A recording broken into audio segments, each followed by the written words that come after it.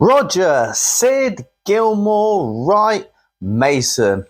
I've got a drink. Now let's have a think. Which one of these is pink?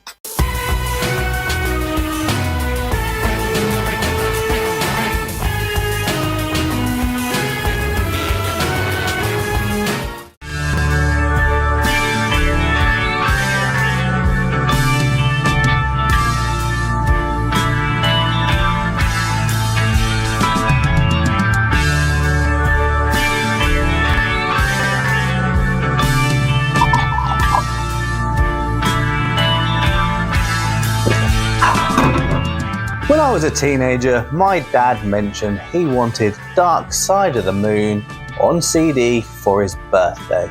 He'd always loved the album and owned it on vinyl back in the day. Like so many people at the time, he wanted to enjoy it in the car and elsewhere in a more portable format. I bought it for him, but not before giving it a listen myself. At first, I found the album a little confusing, but also deeply intriguing. After a few more plays, I was completely hooked. I dove into the band's history, bought all their albums on iTunes, and very soon they became my favourite band. A title they held for the next year or two. I bought books on Pink Floyd and Syd Barrett and was utterly obsessed. I remember during my first job at Sainsbury's, I'd sit in the back and write out my personal rankings of their albums.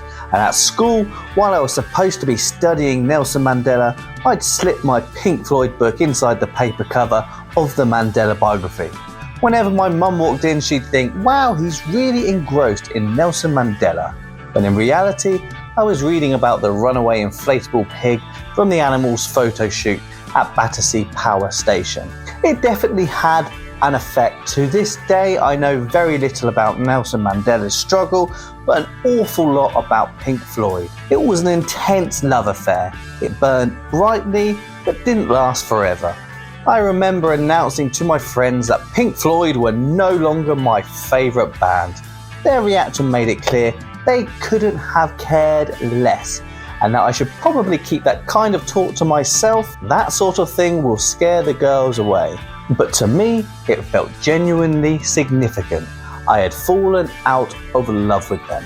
In my head, as a deeply intense teenager, I always maintained a kind of mental league table of artists, with positions consistently shifting.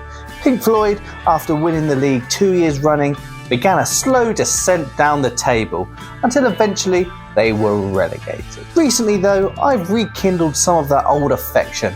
They're not one of my favourites anymore, and probably never will be again. There's simply too much incredible music out there. But their importance in the history of rock and their role in my early years of exploring music will always make them special to me. In a way, this ranking is 20 years in the making, so let's get on with it.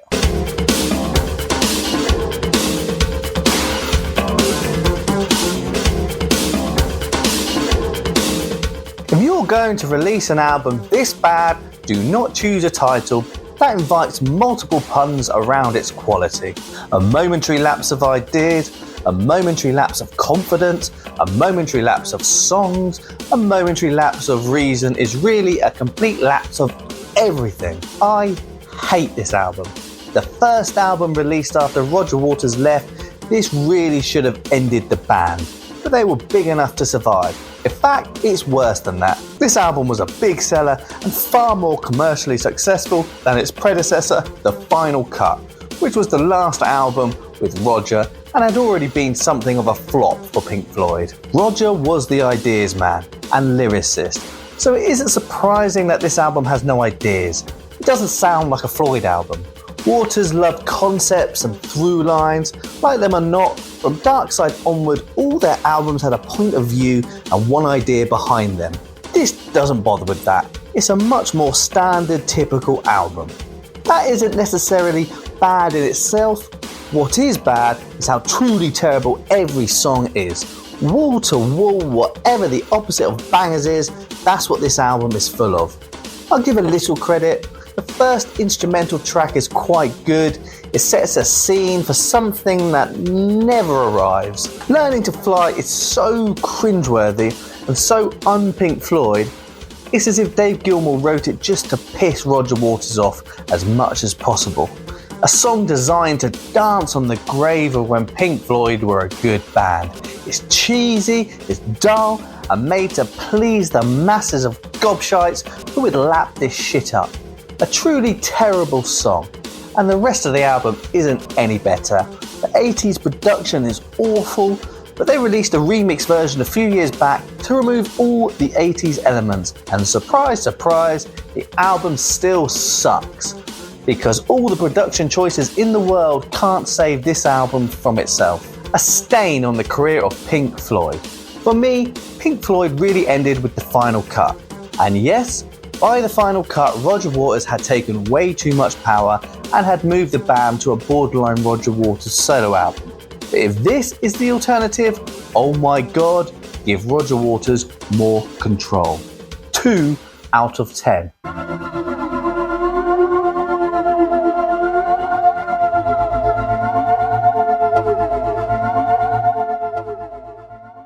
Whilst this album does feel endless, a river usually has more happening in it. This album simply feels more like a monotonous bed of nothing. While not as offensive to the ears as a momentary lapse of reason, it is so boring and unnecessary that it should never have been released. The Endless River comprises mainly instrumental and ambient music drawn from the material recorded during the sessions for the previous Pink Floyd album, The Division Bell, back in 1994. It's a bit of a head scratcher why this wasn't released for 20 years until 2014. For the most part, these are outtakes from The Division Bell, general bits of music that didn't make that album, which was itself a really boring and not very good album. The excitement is palpable. Why David Gilmour decided to release this as the final Pink Floyd studio album is baffling. I have to assume it was just another way to really piss Roger Waters off.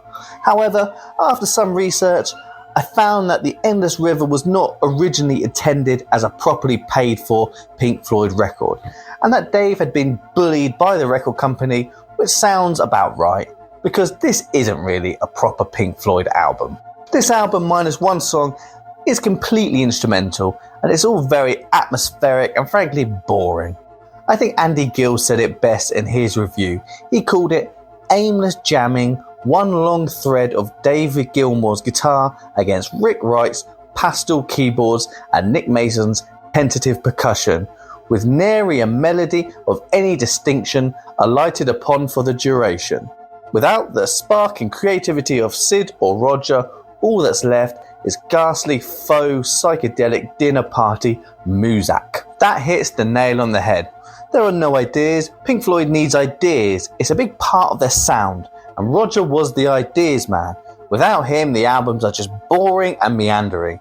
Nothing happened, and I don't know why I'm meant to listen to this or what the point of any of it is. At their peak, Pink Floyd certainly used musical passages, but they were always followed by a lyrical payoff. If Shine On You Crazy Diamond never got to the singing, it wouldn't really work. The lyrics were a major part of the work. Roger Waters genuinely cared about them. He wasn't anywhere near the musician Richard or David were, but he was the main songwriter.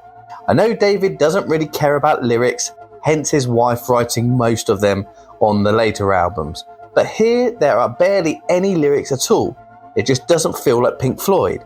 Pink Floyd is meant to have words as well as soundscapes. Personally, I wouldn't bother with this album. In fact, no, it's worse than that. I would actively avoid it. 3 out of 10.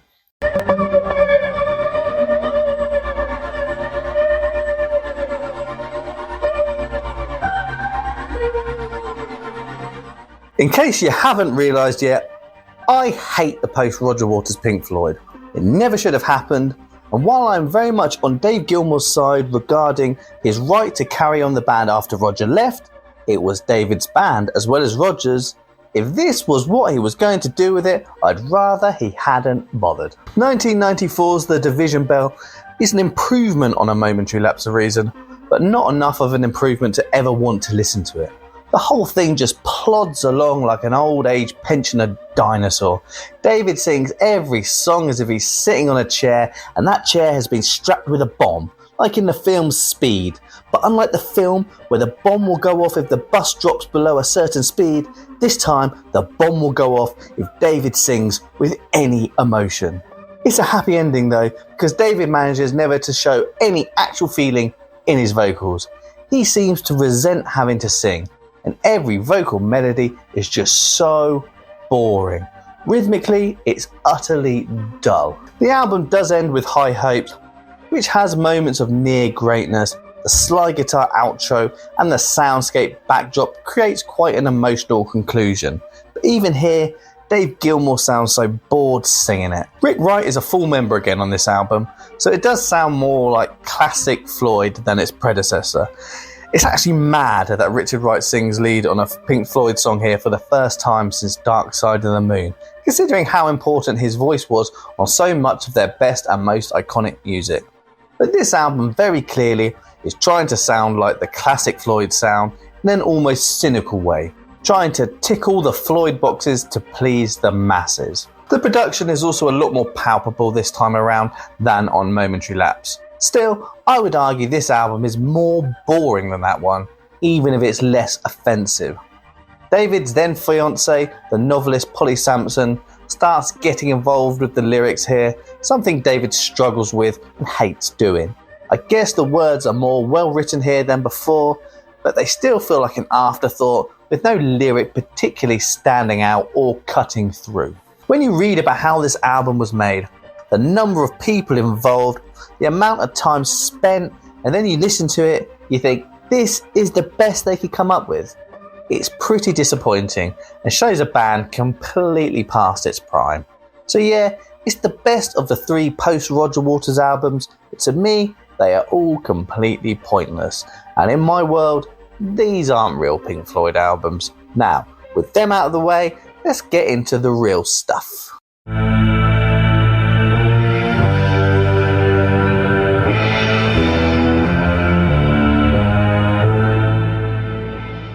No one likes this album. I have literally never met someone who likes this album. People do say they like the first disc of live tracks, and I have to admit, I do too. It's a really good live album that captures how the band sounded at this point in their career. They sound excellent. Every version is arguably superior to its studio counterpart. It shows how the band carried on with Syd Barrett's Astronomy Domain while gradually making it more proggy. The live side is a good record, but the second disc, the new original stuff, is just pitiful. The band was obviously unsure where to go artistically, so they split the album into 4 parts and gave each member a corner. A pretty weak idea to begin with, and it only works if everyone is brimming with creativity. Unfortunately, none of them were, apparently. But it's not like they gave each member a quarter of the album to write songs and then the whole band played them together. It's more like each corner is just each member doing a solo thing.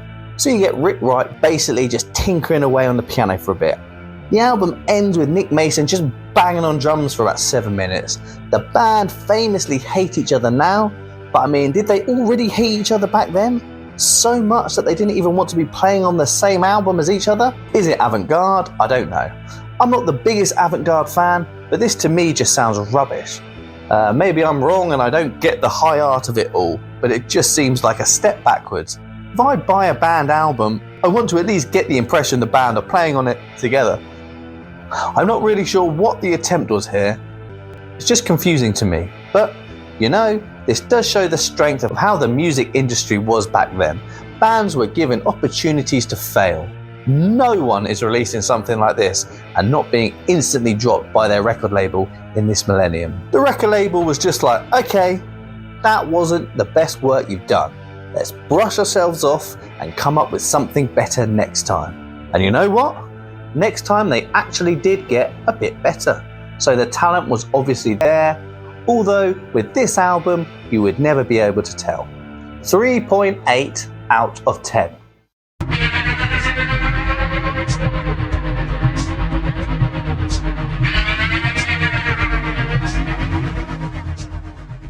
Of the two Pink Floyd soundtrack albums on this list, Obscured by Clouds for me is the weakest of the two.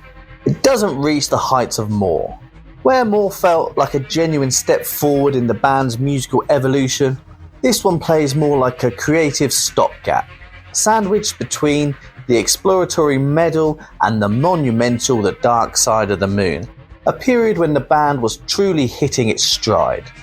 The album has a feeling of something quickly knocked out between major projects. That said, given Pink Floyd's strength at this point, it's far from bad. Childhood's End, a song written solely by David Gilmour, is a standout and points towards a style I wish he'd revisited more in his later songwriting. Sonically, the album is well crafted. The band clearly knew their way around the studio by then. However, the songs themselves don't cohere as effectively as they do on More. I've never seen the film it accompanies, but I imagine the music works better with visuals than it does on its own. Compared to the meticulously constructed albums that bookend it, Obscured by Clouds gives off a rushed, almost unfinished vibe. The first two tracks, for instance, barely qualify as songs, feeling notably slight. With every member contributing individually written pieces, the album almost comes off across as a final, fragmented chapter of Pink Floyd Part 2, before their superstardom began. In truth, it was Meddle's echoes that flowed directly into the world of Dark Side of the Moon. This record feels more like a brief detour along the way. 5.5 out of 10.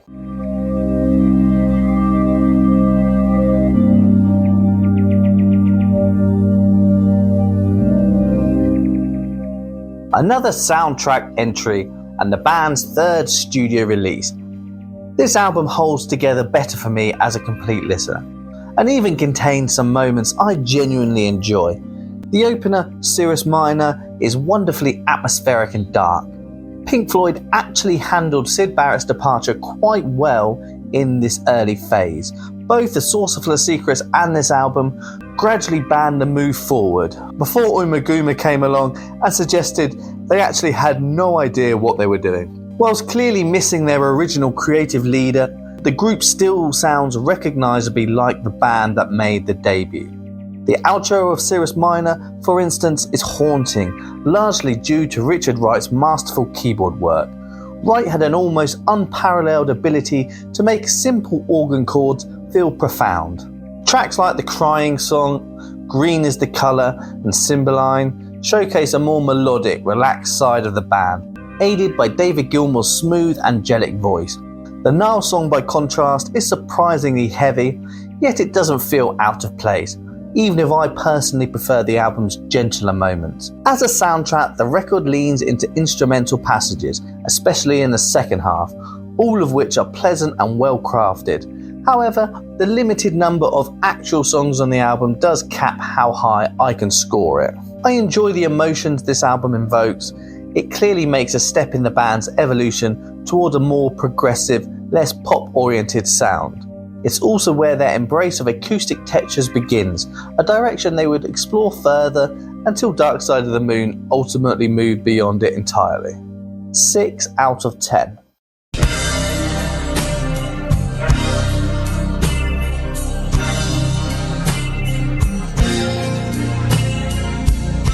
After Pink Floyd became superstars with Dark Side of the Moon, the band gradually shifted from a creative democracy to Roger Waters assuming near total control. Whilst he had always written the lyrics on their classic albums, he wasn't always the sole songwriter. Waters was, however, the weakest singer and musician in the group. Yet, as his influence grew, so did his vocal presence. By Animals, he was singing the majority of parts, and on The Wall, he took even more leads, a period during which Richard Wright left the band amid mounting pressure. By the time of the final cut, Waters' dominance was complete. For the first and last time in Pink Floyd's history, every song is credited to him alone. He sings nearly all of them as well, with David Gilmour's appearance on Not Now John feeling more like a guest spot than a band performance. To many, this album represents Pink Floyd at its lowest point, but I consider it their most underrated work. Lyrically, Waters is in strong form here. His anti-war statements are potent, heartfelt, and regrettably feel even more relevant today. Many listeners argue that the final cut doesn't sound like a Pink Floyd album, but I contend the stylistic shift from Animals to The Wall was far more pronounced than the progression from The Wall to this album. In fact, the primary issue with the final cut is that it sounds too much like its predecessor, largely because it's composed of outtakes from The Wall sessions. Yet most of these songs hold their own. The album's themes, the anti-war sentiment, the critique of the Falklands conflict, the sense of political betrayal all resonate with an authentic, deeply felt conviction. Roger Waters' passion is real here. Whilst The Wall undoubtedly boasts superior melodies and a grander creative scope, its overarching concept can feel a bit ridiculous in retrospect. The themes on the final cut, by contrast, remain starkly relevant and emotionally grounded. In that sense, this album's substance has aged more powerfully. That said, Waters' voice does get a bit grating. The guy really can't sing, and there was a reason he didn't do much of it earlier in his career. Dave Gilmour apparently hated all the politicising on this album, but personally, I'd still take this record over the David Gilmour-led stuff the band released after Waters left. The big downside with this album is the lack of musicality. Whilst David Gilmour tends to not take lyrics too seriously, Roger can sometimes neglect the music in favour of the words. I mean, it's almost like they were a lot better working together than apart. But hey ho, that's not how things go. These two are in their 80s now and still hate each other so much. In terms of sound effect, the final cut recycles a lot from earlier Pink Floyd albums. Perhaps a deliberate choice, given it was originally intended, at least in Roger Waters' head, as Pink Floyd's final statement. Since that wasn't the case, however, the repeated audio motifs, the recurring clocks, the now familiar helicopter blades can come across as a little worn out, even a bit silly in hindsight. But yeah, it's a decent album. Not a particularly fun one, but it wasn't meant to be. It mostly achieves what it sets out to do. And lyrically and thematically, I'd call it a success. Musically though, it could have used a bit more from Dave Gilmour, who was barely present at this point. And it honestly misses Rick Wright too. Roger's singing also starts to wear on me after a while. 6.5 out of 10.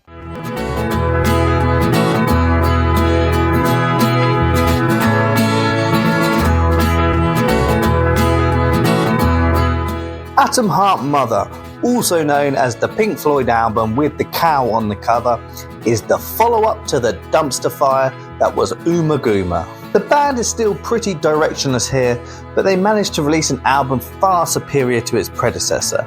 This time they returned to the one section each concept, but crucially they actually play the songs together as a band. It's also the first album where they introduced their first prog side-long epic, the self-titled Atom Heart Mother.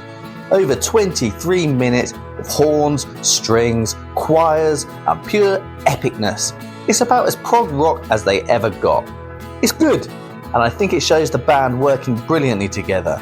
Although divided into 6 sections, the whole piece hangs together really well. The first side is an ambitious and instrumental, hardly mainstream fare. Yet the album was actually a commercial success for them, scoring a #1 in the UK. However, as Pink Floyd tended to do at this point in their career, when you flip the album over, you get 3 individual, more conventional songs, each written by one of the 3 main songwriters. Nick Mason, of course, was never allowed his own slot again after his outrageously bad section on Ummagumma. The band was still incapable of translating their great collaborative work on the epics into shorter conventional songs. Roger Waters' track If is an acoustic ballad, lyrically sharp but melodically thin. Richard Wright's Summer of '68 is genuinely catchy and drenched in a very 60s sound. Wright was the member who still seemed to be channeling a bit of Syd Barrett era Floyd. It's a melodic standout, though the band would soon steer him away from that style. Unfortunately, the song is also saddled with some lousy lyrics. Dave Gilmour's Fatal Son is quite tuneful and beautiful, with an almost country vibe, though it could use a bit more life breathed into it. His voice at this point in the band's career is quite angelic. Wait a minute, if you took Roger's lyrics, Rick's melodies and David's musicianship and tunefulness and put them all together, you might be onto something. Guess they might try that in a few years. But at this point, they hadn't quite figured it out yet. The album closes with the batshit insane Alan's Psychedelic Breakfast. It's got some really nice musical bits, but it's also all over the place. Honestly, whilst I like this album, the whole thing feels like a band throwing shit at a wall to see what sticks. They didn't really know what they were aiming for. Still, it's a step in the right direction. Thankfully, the one song each thing ended here, because a band's got to work together or follow one vision. You can't just give everyone equal space without any real thought behind it. Anyway, it's a decent and interesting listen. 7 out of 10.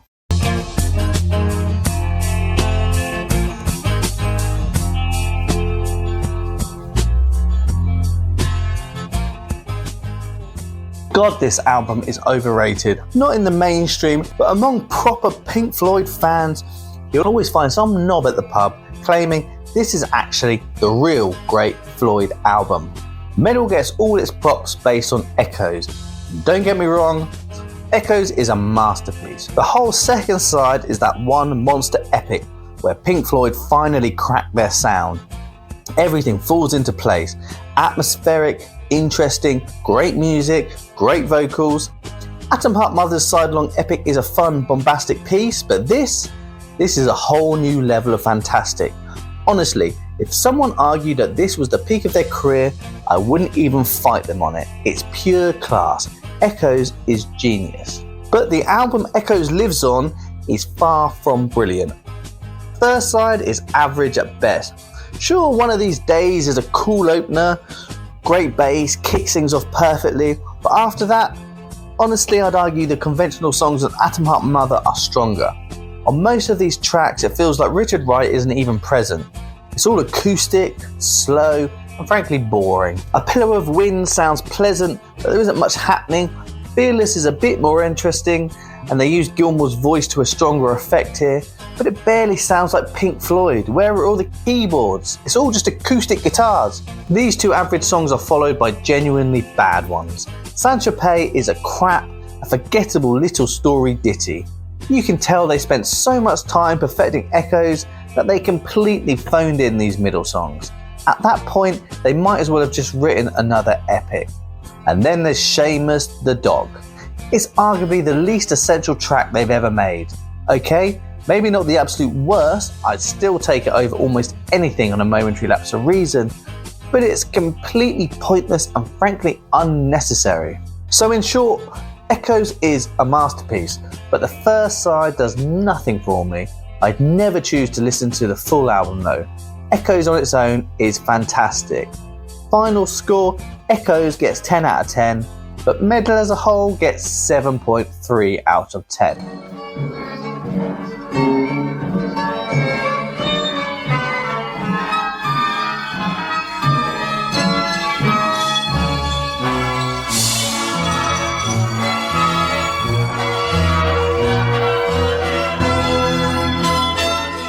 Oh, The Wall. This album splits fans right down the middle. To some, it's the band's absolute masterpiece. To others, it's where it all started to go wrong. Before I give my take, one thing is clear. The album was crucial for the band's survival. By 1979, they needed to release something with actual singles. The days of sprawling 4-song prog epics were over. Another Brick in the Wall Part 2 and Comfortably Numb didn't just keep them afloat, I'd argue they cemented Pink Floyd as one of the most important bands of all time. But it's a massive departure from their previous work. Pink Floyd used to specialise in long songs with huge instrumental passages, atmospheric and sprawling. The Wall isn't that. It's a double album packed with 26 tracks, mostly short and tightly wound instead of a few sprawling monsters. It's more lyrically dense and undeniably ambitious, but ultimately it's flawed. One major problem for an album with such a weighty concept, the concept itself is pretty ridiculous, borderline nonsensical and weak plotline. As often happens when artists become hugely successful, they start struggling to make relatable music. Dark Side of the Moon focused on universal themes that everyone connects with. The fictional character in The Wall, Pink, is an alienated, angry rock star. I wonder where Roger gets that idea from. Write what you know, I guess. Pink loses his father in the war, is raised by a suffocating mother, and is bullied by teachers. He becomes a rock star, his marriage falls apart, he gets deep into drugs, experiences a psychological breakdown, and suffers hallucinations. So it's basically Roger's life mixed with Syd Barrett's madness, which clearly affected him profoundly. Syd's shadow forever hangs over Roger's lyrics, but it's a fairly simple story stretched over 26 tracks. For me, the concept just doesn't hold up, and I think his lyrics are far stronger on their other classic albums. It's also not a particularly enjoyable listen, and it's so long. Songs get repeated, you get another Brick in the Wall Part 1, Part 2, Part 3. The ambition and the scope are impressive, but does that actually translate into an enjoyable album? Dave Gilmour still features decently musically and is allowed to sing here before that gets stopped completely on the final cut. But you still get so much Roger Waters singing, and Roger Waters cannot sing. He seemed very aware of this back at the start of the band, but he seems to forget it here, wanting to be front and centre. If ever there was a band that was the sum of its parts, it was Pink Floyd. As soon as they forgot that, it just didn't work as well. Richard Wright left during the making of this album, which also affects the sound. He was a huge part of it for most of their career. One of this album's central themes is the danger of unchecked power, which is incredibly ironic because at this point Roger Waters had gone power mad himself. So why, despite all this criticism, is it still ranked at number 6 on my list? Simply put, the wall is packed with undeniable bangers and iconic tracks. Another Brick in the Wall Part 2 remains the band's biggest commercial hit, whilst Comfortably Numb delivers one of rock's greatest solos, contrasting Waters' brooding verses with Gilmour's soaring chorus. Tracks like In the Flesh feature massive guitar riffs, and Hey You stands as a classic Pink Floyd anthem. I even love The Trial, with its orchestral drama and sheer theatrical madness. In many ways, The Wall is the moment Pink Floyd jumped the shark, yet they get away with it because so many of the songs are just that good.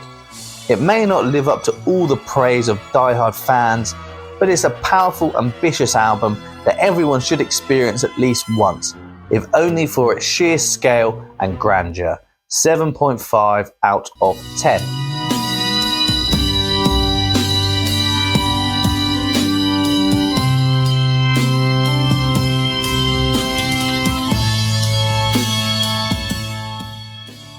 We may never fully understand what happened to Syd Barrett. The prevailing story of the time was that he took too much LSD and permanently lost his grip on reality. Today, with a deeper awareness of mental health, that explanation feels too simplistic.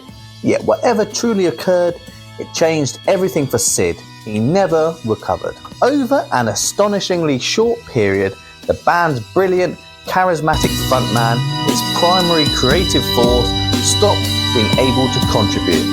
He grew unreliable, detached, and ultimately incapable of performing or writing. In the wake of his complete mental breakdown, the band were left unsure how to proceed. But this was the 1960s, and the music business waited for no one. They had to deliver another album, ready or not. Syd's old schoolmate David Gilmour was brought in to cover guitar duties as Syd's behaviour became increasingly unpredictable during live shows. He would sometimes fail to appear altogether, or if he did take the stage, would often stand motionless and refuse to play. Whilst many wild stories exist about his onstage antics during this period, his sheer unreliability forced the band to secure a permanent replacement for when he was unable to perform. This unique circumstance resulted in the only album in the band's history recorded technically as a 5-piece lineup. A Saucerful of Secrets features 7 songs, 3 by Roger Waters, 2 by Richard Wright, and 1 credited jointly to Gilmour, Waters, Wright and Nick Mason, and finally 1 by Syd Barrett. On the previous album, Barrett had a writing credit on 10 of the 11 tracks and was the sole author of 7 of them. As well as writing both of the band's hits, given his central role, the fact that he contributes only one song here would normally signal a flop in the making. Meanwhile, Roger Waters, who wrote only one and rather average song on the debut, was now stepping up as the lead writer, hardly a development to inspire much confidence at the time. But all things considered, I think the band did a great job with this follow-up. Interestingly, more Syd Barrett songs were recorded during these sessions. 2 Barrett compositions, Vegetable Man and Scream Lila Scream, didn't make the final cut. They're quite intense, and I think given his mental state at the time, they made everyone feel a bit uneasy. You should check them out though if you haven't heard them. They sound a bit like Tim Smith and the Cardiacs. Much less poppy than before, but arguably quite ahead of their time. I don't think either would have been successful as singles, however. The actual singles from this era aren't bad either. I think the band remained quite creative during Syd's breakdown. Unfortunately, none of them achieved any success at all.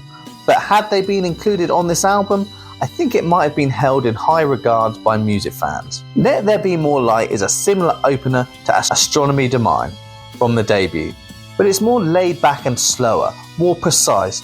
Instrumentally, the band sounds the same as on Piper at the Gates of Dawn, which isn't that surprising, but they are slowing things down a bit, which is obviously something they would continue to do. It's a decent opener. Remember a Day is a good Richard Wright song, a leftover from Piper, which is interesting because it's way better than Roger's song on the debut, but I guess Roger was calling the shots right from the start. Set the Controls from the Heart of the Sun is another Roger track, which again slows things down and is more atmospheric rather than anything on Piper. Lyrically, the band is still finding their feet. I think they're kind of trying to emulate Syd's style, which doesn't come naturally to them. It would take a while for Roger to figure out his own lyrical voice. But Corporal Clegg is an early anti-war song from Roger, which does show where he would go in the future. It's dark, but covered in humour and fun, something he would eventually do away with entirely. I like Corporal Clegg. It gets a lot of stick from people, but I think it works, the anti-war theme, and I like the kazoo. What's wrong with a bit of kazoo?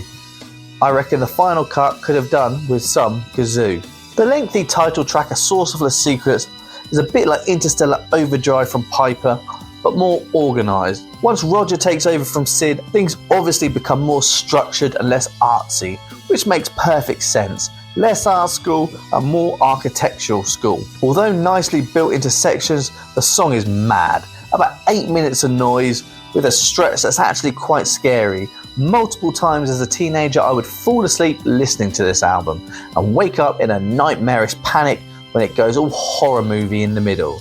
The last section is pure beauty though. Richard Wright's mellotron chords sounding really atmospheric and emotional. Seesaw is pretty basic, and then the album finishes with the last Syd song he ever made with the band. It's the best track on the album. It works as a farewell to the band, and if you're being poetic and probably reading too much into it, is a goodbye to the world. It's so hard not to read into the lyrics. It's awfully considerate of you to think of me here, and I'm most obliged to you for making it clear I'm not here. The utter sadness of it, he knows he's losing it, and the last line of the song, and what exactly is a joke, combined with the likely schizophrenia he was suffering from, his voice is a lot more deadpan than before. And this is literally a few months after the first album, where he was singing with so much energy. As Roger Waters has said, all the light had just gone from his eyes. But it is a great song, I think, and it kind of breaks my heart every time I hear it, because just like that, he was gone. That leaves a mixed but ultimately rewarding album. Yes, I think it works better when you know the story of Pink Floyd and all the players involved, but lots of their music is like that. 7.6 out of 10.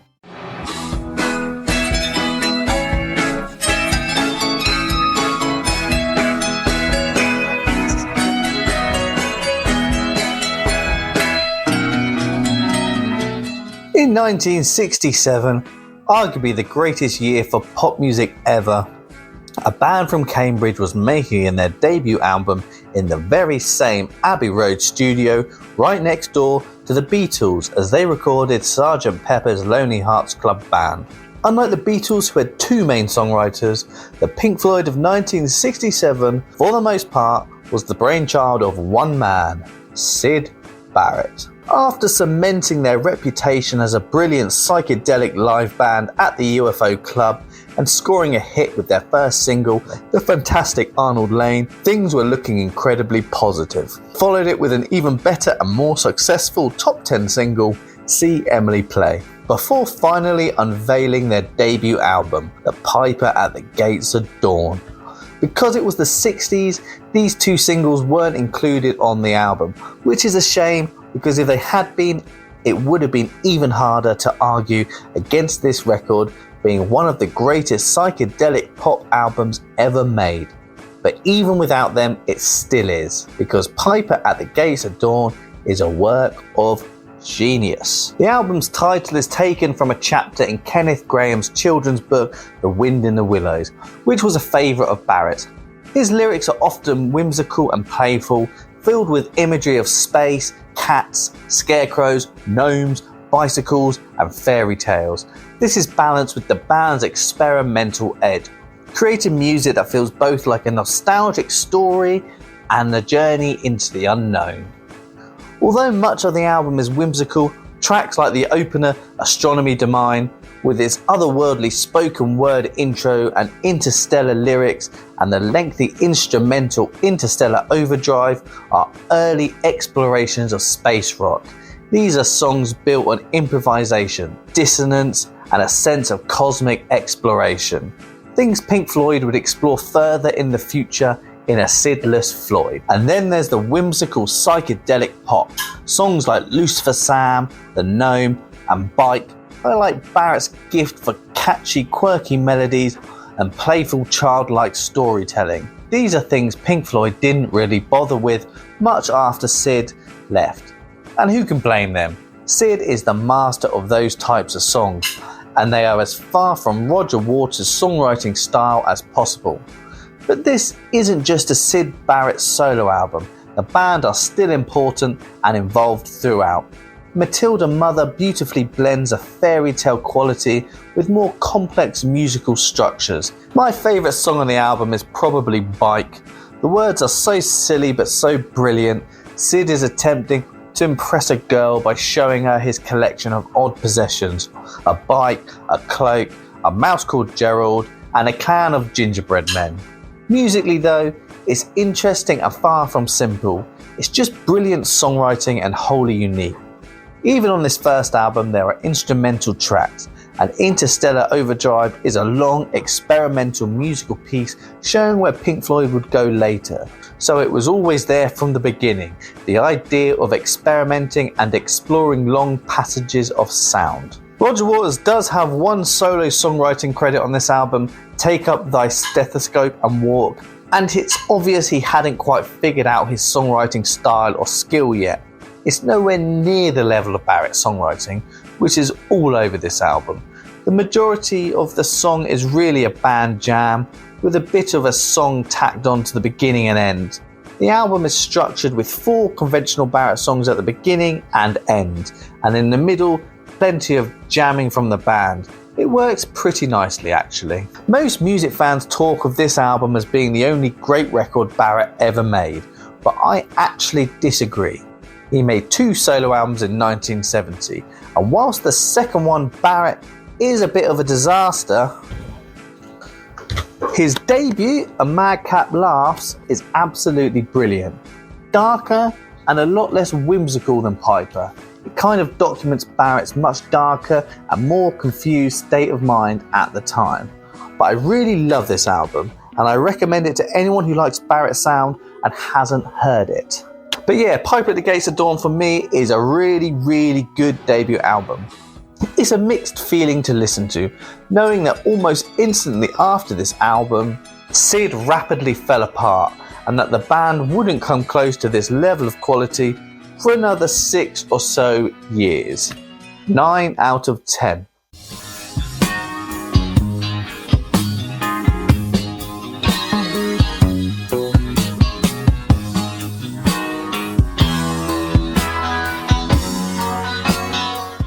I'll admit, I haven't strayed far from the classics for my top 3 albums.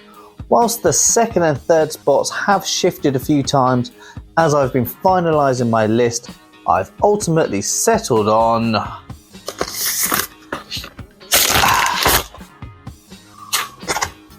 Wish You Were Here at number 3. As the follow-up to the absolute behemoth that is Dark Side of the Moon, I think the band handled it perfectly. You can't really top something that successful and universally loved, not by trying to beat it anyway. So they didn't try. Instead, they created something subtly different, and over time, it has grown into its own kind of monster.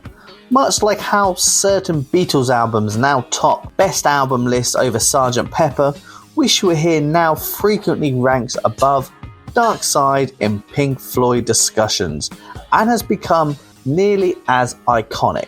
The album essentially consists of 4 songs, but one of them, Shine On You Crazy Diamond, is split into 9 parts and spans 26 minutes of music, bookending the album in 2 halves, and it's arguably Pink Floyd's greatest moment.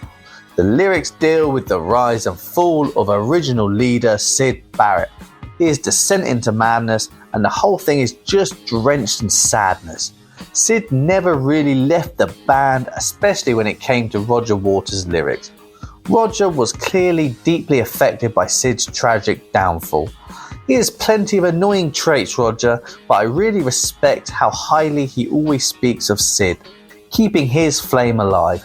It's striking really, he holds Syd in such high regard while seemingly viewing the other band members as completely replaceable. But this song proves the band isn't replaceable at all. Roger's lyrics are pure genius and he sings them so well, but this is very much a group written song. David's guitar work is outrageously good. Richard Wright's keys on this track and across the entire album are amazing. The song is so atmospheric, whenever you put it on it's such an enjoyable and moving piece of music. Nearly 9 minutes of music build up beautifully to the vocals, and when the singing finally kicks in, it's incredibly powerful. Shine On is perfect, basically another 10 out of 10 for the band. Probably the most well-known and accessible song on the album is the acoustic title track, Wish You Were Here. It may have been overplayed over the years, but it still hits you right in the feels. The song is built around that instantly recognisable guitar intro, and like Shine On You Crazy Diamond, it revolves around the theme of absence. While Shine On was directly about Syd, Wish You Were Here is less direct and more abstract in terms of who it's about, though Syd is still very much clearly one of the people the song addresses. I'll admit, I had kind of fallen out of love with this song, but the other night I was having a drink and listening to the album, and when that chorus kicks in, How I Wish You Were Here, it really does feel gut-wrenching. It creates this powerful atmosphere of sadness for the people you've lost in life, the ones you wish could still be there for certain moments. For that alone, I think Roger and David absolutely smashed this one out of the park. The album kind of has 2 themes, one of absence and loss, and another about dodgy record labels. I'm not sure they actually go together that well, but they make for an interesting contrast. Have a Cigar serves as a biting satirical critique of the music industry's greed and hypocrisy. Whilst it may not be as deep as the other tracks, it's actually a really fun and funky song, and I genuinely enjoy it. It's humorous, and the sound perfectly fits the sleazy vibe of executives at the top of shady companies. Famously, it wasn't sung by any member of the band, after neither Roger nor Dave could get it right. They brought in folk singer Roy Harper, who was recording in the same studio, to do a take. His version ended up on the album. For me, this was a perfect choice. I think he absolutely smashes it. When I was younger, I always assumed it was Roger singing, and I thought it was his best vocal performance by a mile. Roy captures the cynicism perfectly. He's almost a combination of both Roger and David in terms of singing, full of venom but with a strong melodic voice. They should have brought him back for The Wall. Post Syd, this is probably my favourite Pink Floyd vocal performance, which is ironic considering he's not even in the bloody band. But I've heard the take Roger tried, and thank God they didn't go with that one. For me, the album does feature a bit of a flop, and that is Welcome to the Machine. It's a song that doesn't really work, and considering there are essentially only 4 tracks on the album, one of them not pulling its weight is quite detrimental to the whole. Written by Roger Waters, the song presents an ironic, hello greeting from the music industry. Sound-wise, the band is experimenting here, which is cool, but the singing on this track is whack. David Gilmour sounds like he's genuinely struggled to get through it, like he's about to have an embolism just forcing the words out. Whereas Have a Cigar is fun and satirical, Welcome to the Machine is a cold, dystopian takedown of a faceless, soulless system. It's also serious, but the problem is, it's not particularly good. For me, it holds the album back a bit, but the album is still an absolute classic. 9.1 out of 10 for Wish You Were Here.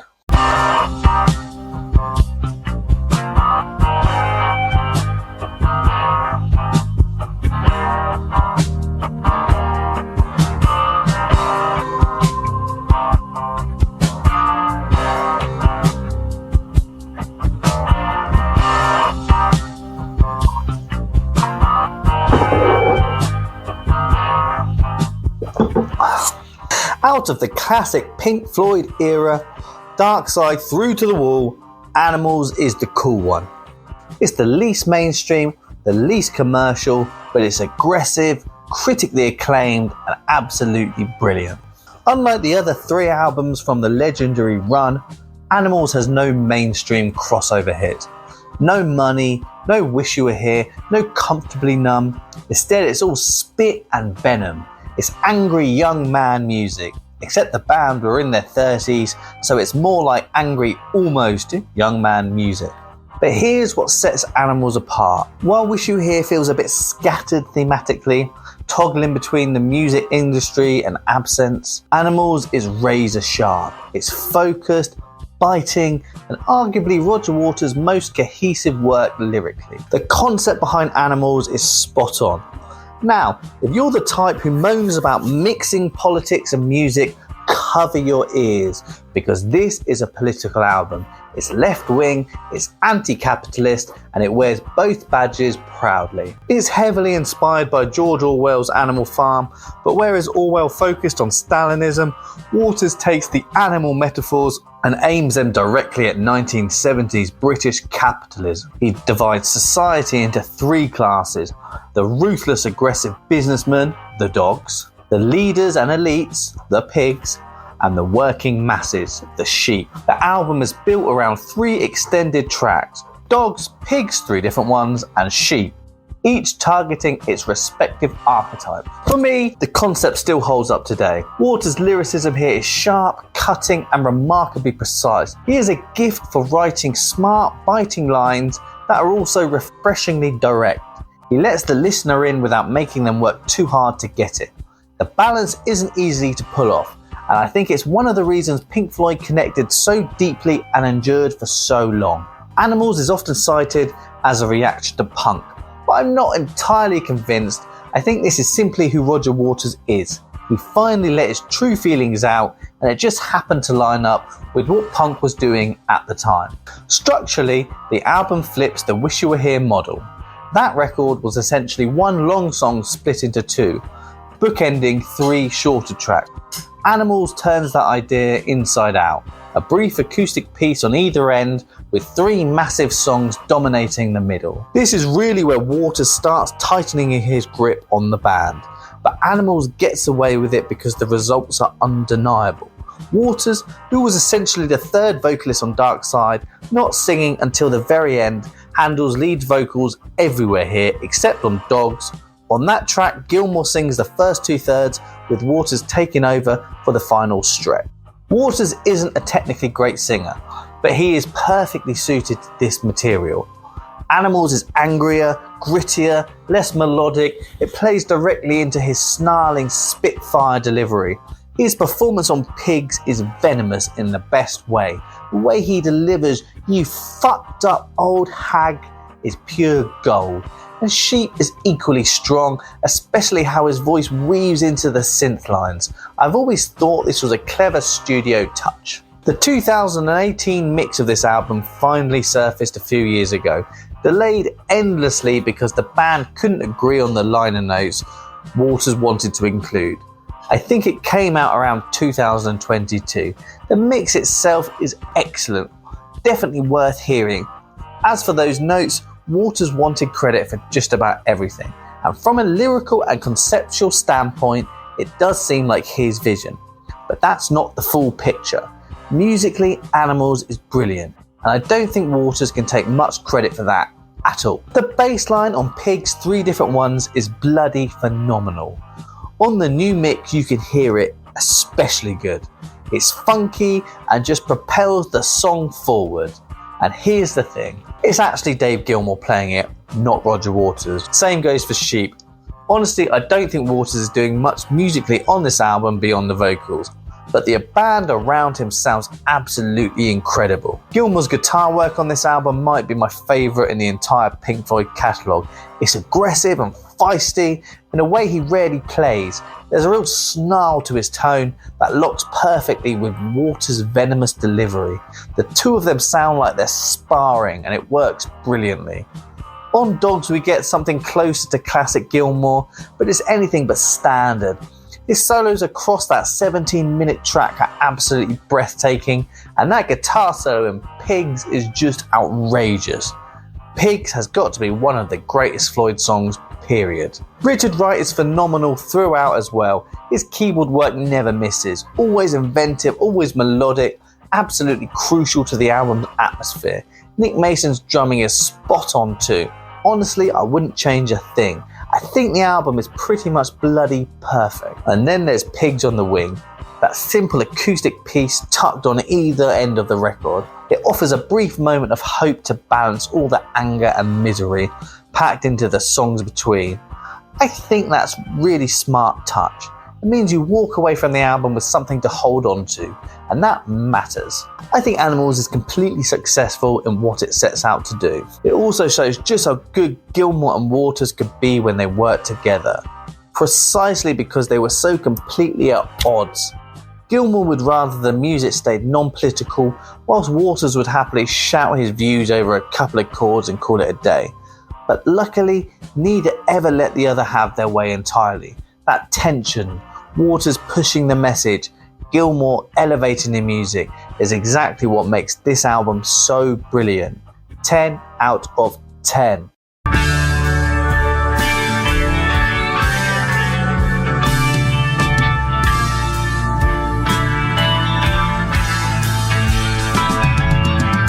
I know, I wish I could come on here, be edgy and say something crazy, like actually, people have it wrong.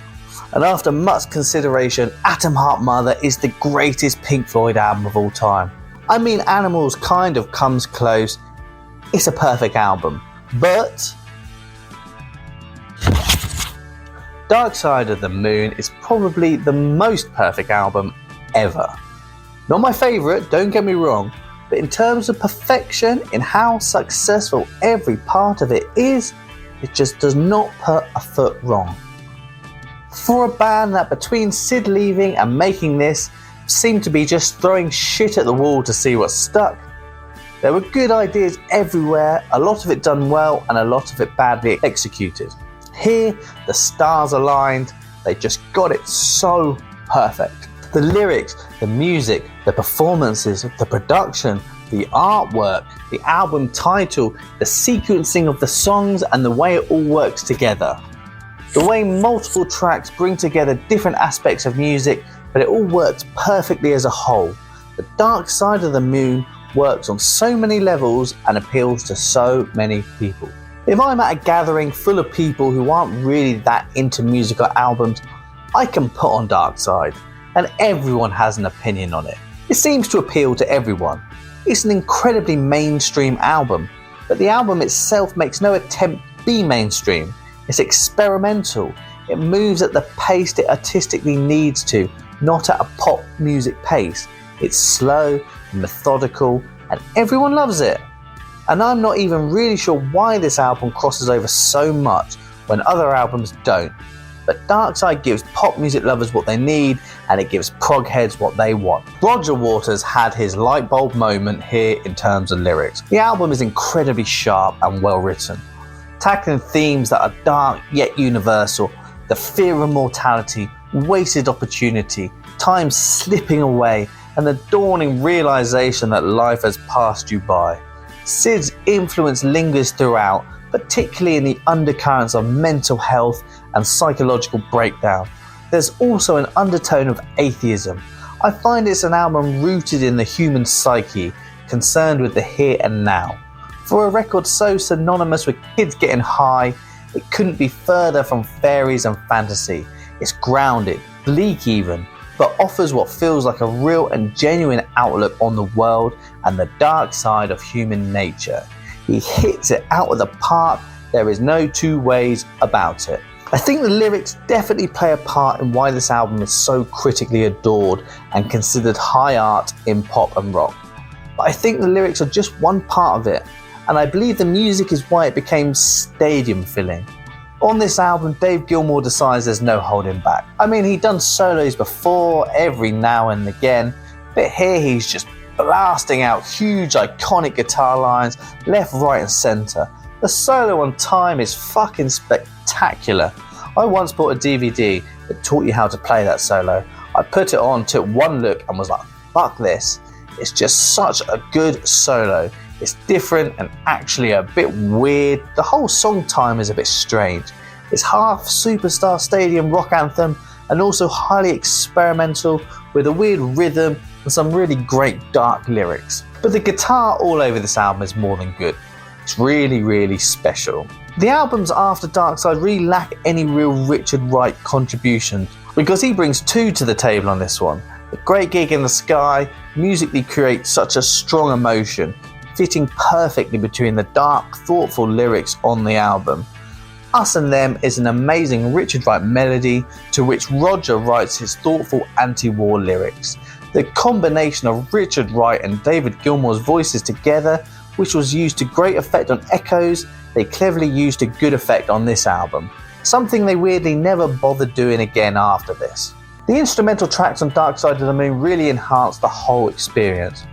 It's almost like you get these lyrical passages, and while you're sitting with them, this deeply emotive soundscape washes over you. The album truly is a trip. Nothing fights for space, everything works toward the greater good. Then, to end the album, we get Brain Damage, flowing into Eclipse. They're the only two songs sung by Roger, and together they close the record on a note that's incredibly emotional and, dare I say, almost optimistic. With the right amount of whiskey or other mind-altering substances, you feel like you've seen the face of God during those last few minutes. It's just so epic. So yeah, the number one Pink Floyd album is Dark Side of the Moon. But of course, you already knew that. 10 out of 10. Well, anyways, thanks for watching this episode of What a Ranker. Subscribe, like, all that jazz. Let me know your ranking and any artists you want me to look at. And I'll see you next time on What a Ranker. Now go listen to some Pink Floyd.